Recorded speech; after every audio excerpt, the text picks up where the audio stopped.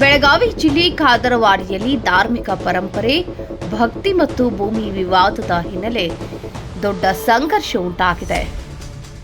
ಬಕ್ಕಪ್ಪ ವಾರಿ ಇತಿಹಾಸ ಮತ್ತು ಅವರೊಂದಿಗೆ ಸಂಬಂಧಿಸಿದ ಭೂಮಿ ವಿವಾದದಿಂದ ಗ್ರಾಮದಲ್ಲಿ ಉದ್ವಿಗ್ನ ಪರಿಸ್ಥಿತಿ ನಿರ್ಮಾಣವಾಗಿದೆ.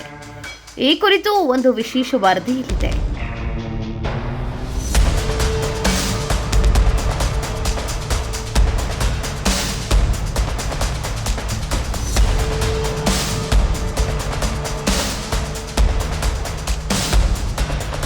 ಬೆಳಗಾವಿ ಜಿಲ್ಲೆ ಖಾದರವಾಡಿ ಭಕ್ತಿ ಮತ್ತು ಇತಿಹಾಸದ ನೆಲೆ. ಇದೀಗ ಸಂಘರ್ಷದ ಕೇಂದ್ರವಾಗಿರುವ ಗ್ರಾಮ. ಸ್ಥಳೀಯ ನಂಬಿಕೆ ಪ್ರಕಾರ ಸಮುದ್ರ ಮಂಥನದ ಸಮಯದಲ್ಲಿ ಬಕ್ಕಪ್ಪ ದೇವರು ಮತ್ತು ಬಸವಣ್ಣನ ನಡುವೆ ಶ್ರೇಷ್ಠತೆ ವಿಚಾರದಲ್ಲಿ ಭೀಕರ ಯುದ್ಧ ನಡೆದಿದೆ. ಈ ಯುದ್ಧ ರತ್ನಗಿರಿಯಲ್ಲಿಂದ ಆರಂಭವಾಗಿ ಮೊದಲು ವೈಜನಾಥ ದೇವಸ್ಥಾನ ತಲುಪಿತು. ನಂತರ ಖಾದರವಾಡಿಯ ಬಕ್ಕಪ್ಪ ಬೆಟ್ಟಕ್ಕೆ ಬಂದಿದೆ. ಈ ಘಟನೆಯನ್ನ ಪುಟ್ಕಿ ವಾರಿ ಎಂದು ಕರೆಯುತ್ತಾರೆ. ಆದರೆ ಈ ಯುದ್ಧ ಇಲ್ಲಿ ನಿಲ್ಲಲಿಲ್ಲ. ನಂತರ रणकुंडे प्रदेशದಲ್ಲಿ ಮೂರನೇ ಯುದ್ಧ ನಡೆದಿತ್ತೆಂದು ಹೇಳಲಾಗುತ್ತದೆ. खादरवाडीचा इतिहास सांगायचा म्हणजे 2-3 तास तरी संपला नसता, पण थोडक्यात सांगण्याचा प्रयत्न करत आहे. ज्या वेळेला समुद्र मंथन झालं त्यावेळेला समुद्र मंथन करत असताना त्या समुद्र मंथनामधून वेगवेगळ्या वस्तू आल्या. त्याच्यामध्ये जे अमृत आलं ते अमृत तुला पाहिजे मला पाहिजे असं भांडण झालं. या भांडणामध्ये आमचे बक्काप्पा आणि बसवांना हे दोघंही होते. ह्यांच्यामध्ये तू श्रेष्ठ मी श्रेष्ठ हे भांडण विकोपाला गेलं आणि ते विकोपाला गेल्यानंतर ते भांडण सुरुवातीला वैजनाथ या ठिकाणी पहिला त्यांची उडी झाली. त्याच्यानंतर दुसरी उडी ही खादरवाडीच्या बक्काप्पाच्या वारीत झाली. त्या वारीत तिथं दगडंसुद्धा फुटलेली आहेत. अशी हा इतिहास आहे. त्याच्यानंतर मग हे भांडण इतकं विकोपाला गेलं की एक देवाचं मुंडकं एक देवाकडे आहे आणि एक देवाचा पाय एक देवाकडे आहे असा हा इतिहास आहे. त्याच्यानंतर हे भांडण मिटवण्यासाठी कोणीतरी मध्ये यावं लागलं. म्हणून त्यावेळेला मध्ये येत असताना तीर्थकुंड्याचे कपलेश्वर यांनी मध्यस्थी करून दोघांना वेगळं करून 2 ठिकाणी त्यांना जागा दिली. ही बक्काप्पाचं या ठिकाणी दिलेलं आहे आणि बसवांना त्या ठिकाणी आहे. बक्काप्पाच्या हातामध्ये बसवांनाचं मान आहे आणि बसवांनाच्या हातामध्ये बक्काप्पाचं मुंडकं आहे असा हा इतिहास आहे. ಖಾದರವಾಡಿ ಬಕ್ಕಪ್ಪ ದೇವಾಲಯ ಭೂ ವಿವಾದ. ಬೆಳಗಾವಿ ಜಿಲ್ಲೆ ಖಾದರವಾಡಿ ಗ್ರಾಮದಲ್ಲಿ ಒಂದು ಗಂಭೀರ ವಿವಾದ ಎದುರಾಗಿದೆ. ಇದು ಹಿಂದೂ ದೇವಾಲಯದ ಭೂಮಿ ಕಬಳಿಸುವ ಆರೋಪದ ಕುರಿತಾಗಿದೆ. ಈ ಪ್ರಕರಣದಲ್ಲಿ ಹೆಸರು ಕೇಳಿ ಬರುತ್ತಿರುವುದು ದಕ್ಷಿಣ ಬೆಳಗಾವಿಯ ಬಿಜೆಪಿ ಶಾಸಕ ಅಭಯ್ ಪಾಟೀಲ್ ಮತ್ತು ಅವರ ಸಂಬಂಧಿಕರದ್ದು. ಹಿಂದುತ್ವದ ರಕ್ಷಕರಾಗಿ ತಮ್ಮನ್ನು ತಾವು ಪರಿಚಯಿಸಿಕೊಂಡಿರುವ ಅಭಯ್ ಪಾಟೀಲ್ ವಿರುದ್ಧ ಈಗ ಗ್ರಾಮಸ್ಥರು ಗಂಭೀರ ಆರೋಪಗಳನ್ನು ಮಾಡಿದ್ದಾರೆ. ಖಾದರವಾಡಿಯ ಪ್ರಾಚೀನ ಬಕ್ಕಪ್ಪ ದೇವಾಲಯದ ಭೂಮಿಯನ್ನು ಕಬಳಿಸಲು ಪ್ರಯತ್ನ ನಡೆದಿದೆ ಎಂದು ಆರೋಪಿಸಲಾಗಿದೆ. ಈ ಬಕ್ಕಪ್ಪ ದೇವಾಲಯವು ಖಾದರವಾಡಿ, ಮಜ್ಗಾಂವ್, ಪಿರನ್ವಾಡಿ ಸೇರಿದಂತೆ ಅನೇಕ ಗ್ರಾಮಗಳ ಹಿಂದೂ ಭಕ್ತರ ನಂಬಿಕೆಯ ಕೇಂದ್ರವಾಗಿದೆ. ಈ ಭೂಮಿ ಕೇವಲ ಭೂಮಿಯಲ್ಲ, ಇದು ಧಾರ್ಮಿಕ ಪರಂಪರೆ ಮತ್ತು ಬಕ್ಕಪ್ಪ ವಾರಿಯೊಂದಿಗೆ ಸಂಬಂಧ ಹೊಂದಿದೆ. ಗ್ರಾಮಸ್ಥರ ಆರೋಪದ ಪ್ರಕಾರ ಅಭಯ್ ಪಾಟೀಲ್ ಅವರ ಸಂಬಂಧಿಕರು ಮತ್ತು ಬೆಂಬಲಿಗರು ಈ ಭೂ ವ್ಯವಹಾರದಲ್ಲಿ ಭಾಗಿಯಾಗಿದ್ದಾರೆ. ರೈತರಿಗೆ ಒತ್ತಡ ಹೇರಲಾಗಿದೆ. ಕಡಿಮೆ ದರದಲ್ಲಿ ಭೂಮಿ ಮಾರಲು ಒತ್ತಾಯಿಸಲಾಗಿದೆ. ಸುಮಾರು 13 ಲಕ್ಷ ರೂಪಾಯಿ ಪ್ರತಿ ಎಕರೆ ದರದಲ್ಲಿ ಭೂಮಿ ಖರೀದಿಸಲಾಗಿದೆ ಎಂದು ಆರೋಪಿಸಲಾಗಿದೆ. ಕೆಲ ರೈತರಿಗೆ ಹಣವೇ ಸಿಕ್ಕಿಲ್ಲ, ಕೆಲವರಿಗೆ ಆಯ್ದ ರೀತಿಯಲ್ಲಿ ಹಣ ನೀಡಲಾಗಿದೆ ಎಂದು आरोपिಸಲಾಗಿದೆ. 2022 पासूनच ही जमीन कशी हडप करायची, आपल्या गावची, गावातील आमच्या हिंदू समाजाची जमीन कसा हडप करायचं हे प्लॅन चालू होतं. तर आमदारांनी आधी जे बुडाचे आयुक्त आहेत त्यांना पकडून एक नोटीस काढलं बुडाचं. आम्हाला एक प्रश्न पडतो की बुडाचं गेल्या 20 वर्षापासून लेआउट झालेलं नाही आणि अशा ह्या डोंगराळ भागात ह्यांनी काय लेआउट करणार होते आणि कुठली लोकवस्ती इथं बसवणार होते हा पूर्ण जनतेला पडलेला प्रश्न आहे. त्याच्यानंतर त्यांनी नोटीस काढले. ती नोटीस जे 7-12 उतार्यावर 5 जण पंचांची नावं होती त्या पूर्वीच्या, त्या पंचांना नोटीस दिली. ते पण नोटीस पोस्टनं आली नव्हती. एक माणूस येऊन तिथं घरी ती नोटीस देऊन गेलेला. आणि ही नोटीस दिल्यानंतर त्यांनी त्या पंचांना भेडसवायला चालू केले, गावच्या जनतेला भेडसवायला चालू केले की जर बुडानं जमीन घेतला त्या 5 पंचांची नावंही तुम्हाला एक नया पैसाही मिळणार नाही आणि ही सगळी जमीन जाईल. मग असं करून त्याने गावातील 18 लोकांना पकडलं.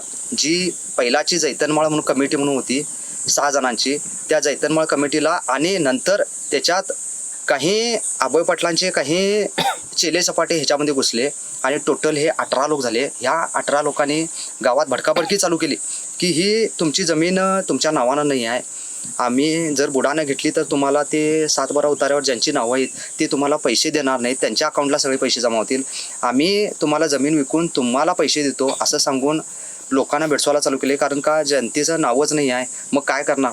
त्याच्यामुळे पूर्ण जनता घाबरली आणि त्यांनी हे सगळी जनता शांत बसली, काय करतात ते करू दे म्हणून.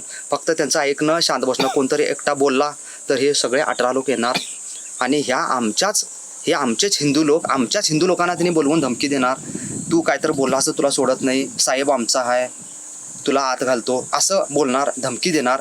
त्याच्यामुळं तू मध्ये बोलू नकोस, आम्ही लोकांना पैसे मिळवून देणार, आम्ही गावचं भलं करणार असं म्हणणार. मग त्यावेळेला आमची संघटना तयार झाली. त्या संघटनेनं त्यांना विरोध केला, पण त्यांनी कुणाच्या पण विरोधला जमानलं नाही, कारण आमच्या हातात तसे ठोस पुरावे नव्हते. मग ज्यावेळेला ह्यांनी बुडाचं नोटीस दिले, आम्ही RTIचा वापर केला आणि RTIच्या माध्यमातून आम्ही ज्यावेळेला माहिती RTIच्या माध्यमातून काढली त्यावेळेस ती जी माहिती होती ती भयानक स्वरूपाची होती. कारण ही जमीन त्यांनी फक्त 10 लाखानं एकर अशी 10 नाही तर 13.5 लाख नाही 13.5 लाखानं एकर घेतली आणि त्यांचा बुडाशी व्यवहार ऐकून पूर्ण गाव अक्षरशः थक्क झालं. तर हा बुडाशी व्यवहार त्यांनी 1,08,00,000 केला हा व्यवहार पर एकर आणि ही टोटल त्यांनी व्यवहार ह्या जमिनीचा 76 कोटीचा व्यवहार केला. तसे आमच्याकडं कायदेशीर पेपरच आहेत म्हणून आम्ही इथं बोलत आहे, कायदेशीर पेपर ठेवूनच आम्ही बोलत आहे. आणि हे ज्या वेळेला आम्ही गावासमोर ठेवलं त्यावेळेला अक्षरशः गावाला धक्का बसला की गावाला किती अंधार ठेवलेला आहे, कसं पसरलेलं आहे हे गावाला त्यावेळेला समजलं. त्याच्यानंतर हा मोठा आम्ही लढा उभा केला. या लढ्यामध्ये जे 18 जण लोक होते ते पण आमचे हिंदुत्वच आहेत आणि ज्यांची जमीन गेलेली आहे ते पण हिंदुत्व आहेत. अक्षरशः आम्ही देवासमोर गाराणा घातला की याच्यामध्ये जे कोण आहेत त्यांनी कबूल व्हावं आणि ज्याने कोणी ह्या जमिनी गावच्या विकलेल्या आहेत त्याचं कधीही देवानं भलं करून नये असं गाराणा घातला. आणि हे आज गाव सगळं बघत आहे, पूर्ण गावात दबक्या आवाजात चर्चा आहे. गाराणा हा खरोखर गाराणा जो कोण चुकीचा आहे त्याला लागलेला आहे, ही संपूर्ण गावगाड्यामध्ये चर्चा आहे. आणि आमचं एक मत आहे की जे आम्ही लढत आहे त्या पुढच्या लढ्याला पण आम्हाला आज 120 एकर वर जमिनीवर आमचं गाव सामायिक नाव आलेलं आहे. सरकारला मी दाखवलं की चूक कुठं आहे, हे नाव चुकीच्या पद्धतीनं काढलेलं आहे. त्याला जे आमचं खादरवाडी येथील रयत लोक सामायिक गट करतात हे जे नाव काढले त्याला कुठलाही डायरी किंवा आदेश न होता हे नाव काढलेलं आहे आणि हे सरकारनं सुद्धा मान्य केलेलं आहे. त्याच्यामुळं ही आपल्या गावच्या देवाची ताकद आणि ह्या आपल्या ज्या संघटनेच्या माध्यमातून आम्ही प्रयत्न करत आहे, ह्या संघटनेच्या माध्यमाच्या प्रामाणिक प्रयत्नांना आम्हाला कुठंतरी थोडं यश आलेलं आहे. आणि जोपर्यंत ही जमीन आम्हाला मिळत नाही तोपर्यंत आम्ही लढतच राहणार, मग तो कुठल्याही पक्षाचा आमदार राहू दे. आणि एक महत्त्वाची गोष्ट म्हणजे आम्हाला कुठल्या पक्षाशी आम्हाला दुश्मनी नाही आहे किंवा कुठल्या ह्याची दुश्मनी करायची नाही आहे, पण ज्या पक्षात राहून त्या पक्षाचा वापर करून चुकीचं हिंदुत्व जे शिकवतात त्यांना आम्हाला मेन सांगायचं आहे. आणि ह्याच्या विरुद्ध आम्ही जे RSSचे मुख्य आहेत त्यांच्याकडं, जे BJPचे मुख्य आहेत त्यांच्याकडं आम्ही निवेदन करणार आहे की अशा भ्रष्ट लोकांना तुम्ही पक्षामध्ये ठेवू नका. अशा भ्रष्ट लोकांमुळे पूर्ण पक्षाचं नाव खराब होत आहे. तुमचं नाव? आणि त्यांनी हिंदुत्व शिकवतात. आम्ही खादरवाडीचा संपूर्ण रयत लोक हा हिंदू आहे. अशा हिंदुत्व असलेल्या गावामध्ये तुम्ही हिंदुत्वाच्या जमिनी खाता, ह्याला काय अर्थ आहे? माझं नाव राकेश ಪಾಟೀಲ್. ಇದಲ್ಲದೆ ಮತ್ತೊಂದು ಗಂಭೀರ ಆರೋಪ, ಬುಡಾ ಹೆಸರಿನಲ್ಲಿ ನಕಲಿ ನೋಟಿಸ್ಗಳನ್ನು ಕಳುಹಿಸಲಾಗಿದೆ. ಈ ಸಮಯದಲ್ಲಿ ಬುಡಾ ಆಯುಕ್ತರಾಗಿದ್ದವರು ಪ್ರೀತಂ ನಸ್ಲಾಪುರೆ ಎಂದು ಹೇಳಲಾಗಿದೆ. ಈ ನೋಟಿಸ್ಗಳಿಂದ ರೈತರಲ್ಲಿ ಭೀತಿ ಉಂಟು ಮಾಡಲಾಗಿದೆ. ನಂತರ ಗ್ರಾಮದಲ್ಲಿ ಬ್ರಹ್ಮಲಿಂಗ ದೇವಾಲಯದಲ್ಲಿ ಸಭೆ ನಡೆಯಿತು. ರೈತರು ಭೂಮಿ ಮಾರುವುದಿಲ್ಲ ಎಂದು ತೀರ್ಮಾನಿಸಿದರು. ಆದರೂ ಒತ್ತಡ ಮುಂದುವರೆದಿದೆ ಎಂದು ಗ್ರಾಮಸ್ಥರು ಆರೋಪಿಸಿದ್ದಾರೆ. ನಂತರ ಜೈತನಮಾಳ್ ಸಮಿತಿ ರಚಿಸಲಾಯಿತು. ಖಾದ್ರವಾಡಿ ರೈತ ಸಂಘ ಸ್ಥಾಪಿಸಲಾಯಿತು. ರಾಕೇಶ್ ಪಾಟೀಲ್ ನೇತೃತ್ವದಲ್ಲಿ ಹೋರಾಟ ಆರಂಭವಾಯಿತು. ರಮಾಕಾಂತ್ ಕುಂಡೋಸ್ಕರ್ ಮಾರ್ಗದರ್ಶನದಲ್ಲಿ ಹೋರಾಟ ಮುಂದುವರಿಯಿತು. ಹೋರಾಟದ ವೇಳೆ ರೈತರ ಮೇಲೆ ಸುಳ್ಳು ಪ್ರಕರಣಗಳನ್ನು ದಾಖಲಿಸಲಾಗಿದೆ ಎಂದು ಆರೋಪಿಸಲಾಗಿದೆ. ಹೋರಾಟದ ನಂತರ 120 ಎಕರೆ ಭೂಮಿ ಉಳಿಸಲಾಗಿದೆ ಎಂದು ಹೇಳಲಾಗಿದೆ. ಇನ್ನು ಕೆಲವು ಭೂಮಿ ವಿವಾದದಲ್ಲಿದೆ. ಗ್ರಾಮಸ್ಥರು ಆಡಳಿತದ ಮೇಲೂ ಆರೋಪ ಮಾಡಿದ್ದಾರೆ. ಪೊಲೀಸ್ ಕ್ರಮದ ವೇಳೆ ಮೇಲಿನಿಂದ ಕರೆ ಬರುತ್ತದೆ, ಪ್ರಕರಣ ನಿಲ್ಲಿಸಲಾಗುತ್ತದೆ ಎಂದು आरोपिಸಿದ್ದಾರೆ. आता मी ही जमीन कशी हडप केली हे थोडक्यात थोडं सांगणार आहे. ज्या वेळेला त्यांनी घाट रचला ही जमीन हडप करायचा, मग त्यांनी बुडाचे त्यावेळेचे आयुक्त नसलापुरे यांना पकडून एक नोटीस पाठवली. आता त्यांना माहीत इतक्या डोंगरावर त्यांनी बुडाचं काय डेव्हलपमेंट करणार होते आणि कुणाला ही जमीन देणार होते त्यांनाच माहीत आहे.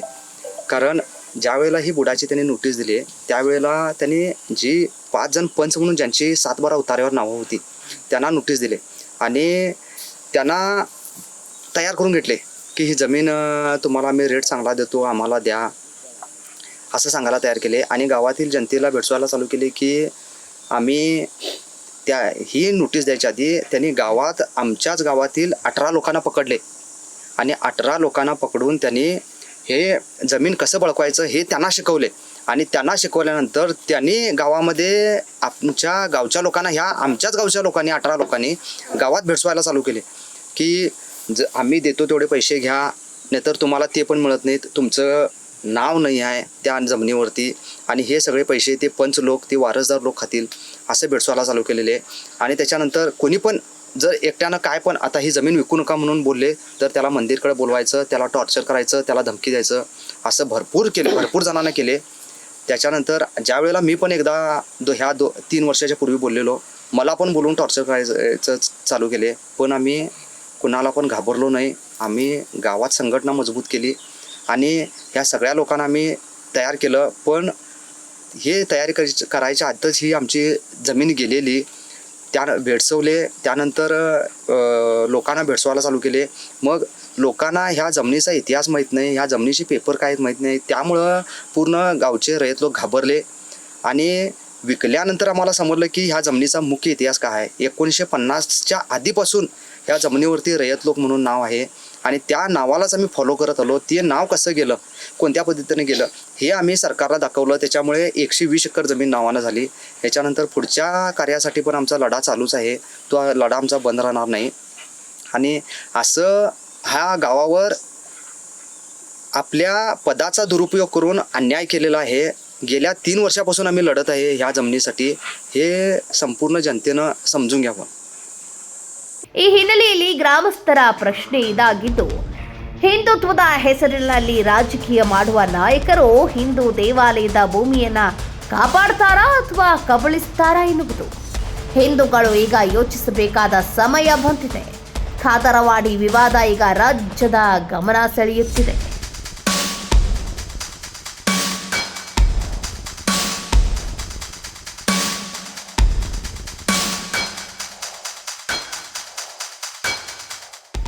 Bureau report KMM news Belagavi.